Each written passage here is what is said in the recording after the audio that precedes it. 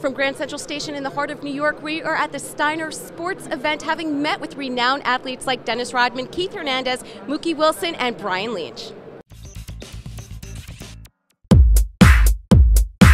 One of the pictures that you're featuring here for memorabilia is from your Detroit Piston days. Tell us what that was like. Well, Detroit was cool, man. It was a team that actually took a chance on me, and I think I was his second pick in the second round. And opposed went to the Milwaukee Bucks for number 12, but they passed on me. And lucky for me, I went to Detroit, and I think that right there pretty much saved me as far as my career. The people in Detroit very understanding about coming in young, fresh, wet behind the ears and stuff like that. And you got Isiah, Dumars, Laimbeer, Mahorn, Vinnie Johnson, all the bad boys. It was good for me. At that moment, you're so excited about doing it as a group and as a team, and to be singled out at that moment's an uncomfortable feeling.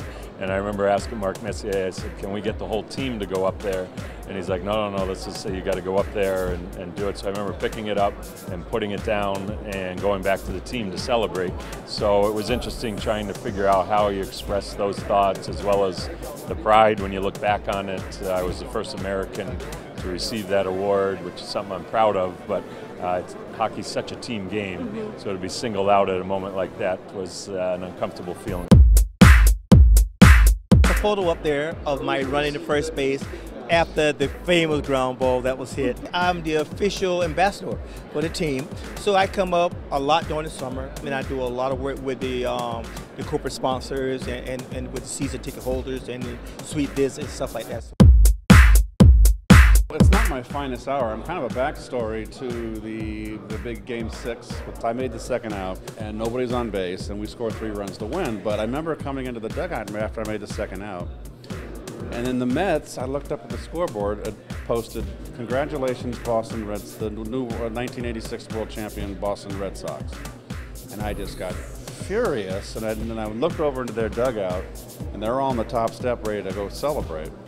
I was watching on TV in the clubhouse. I didn't want to see Boston having fun on our field. Then all this stuff starts transpiring. Gary Carter gets a hit, Kevin Mitchell gets a hit, Ray Knight gets a hit, and I'm there with Darryl Johnson, who was our advanced scout, and ironically a former Boston Red Sox manager. And I looked at him when we were 1 run down, and I said, I'm not leaving this chair because it's got hits and runs in it. So I watched it on TV in Davy Johnson's office, and so that's my storybook. It's not my finest hour, but it's a little piece of history, a little sidebar to the story.